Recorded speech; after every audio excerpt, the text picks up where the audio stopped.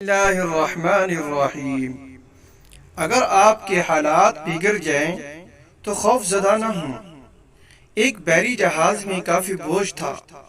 سفر کے دوران طوفان کی وجہ سے ہچکولے کھانے لگا۔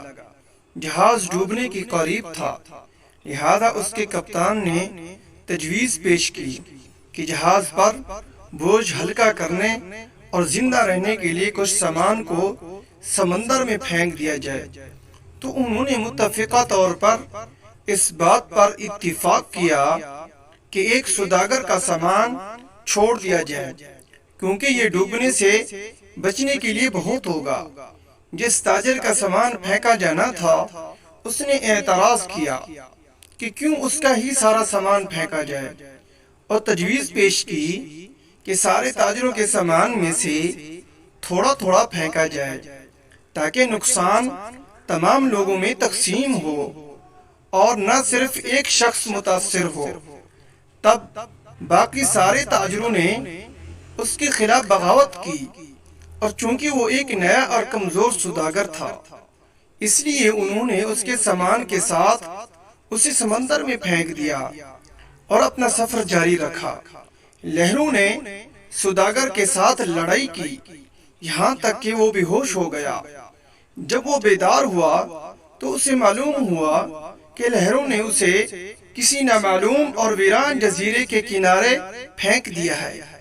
سوداگر بہت مشکل سے اٹھا اور سانس لیا، یہاں تک کہ وہ گھٹنوں کے بل گر گیا اور خدا سے مدد کی درخواست کی اور کہا وہ اسے اس تکلیف دہ صورتحال سے بچائے۔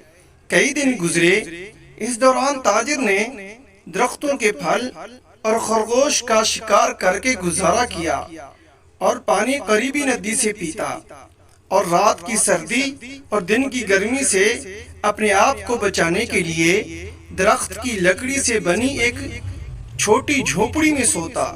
ایک دن جب تاجر اپنا کھانا بنا رہا تھا، تیز آندھی چل رہی تھی اور اس کے ساتھ لکڑی کی جلتی ہوئی لاٹھی اٹھ جاتی ہے، اور اس کی لاپرواہی میں اس کی جھونپڑی میں آگ لگ جاتی تھی۔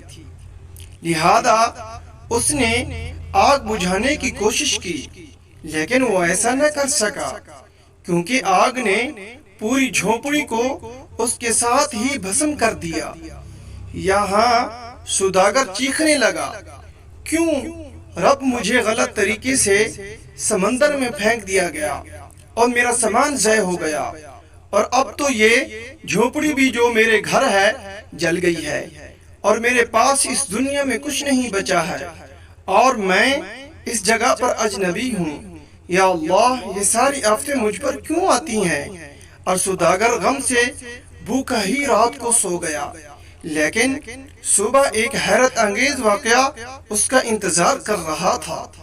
جب اسے جزیرے کے قریب پہنچنے والا ایک جہاز ملا، اسے بچانے کے لیے ایک چھوٹی کشتی سے اتر رہا تھا، اور جب سوداگر جہاز پر سوار ہوا تو خوشی کی شدت سے یقین نہیں کر پا رہا تھا، اور اس نے ان سے پوچھا کہ انہوں نے اسے کیسے ڈھونڈا اور اس کا ٹھکانہ کیسے جانا۔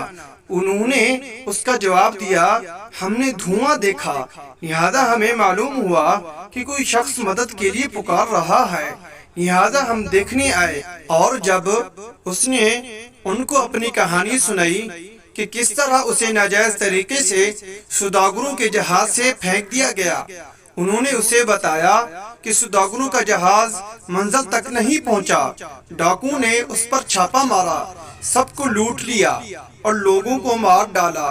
تو سوداگر روتے ہوئے سجدہ کرتا ہے اور کہتا ہے، یا اللہ، یا اللہ، تمہارے سب کام اچھے ہیں، پاک ہے وہ رب جس نے قتل سے بچایا اور اس کے لیے بھلائی کا انتخاب کیا۔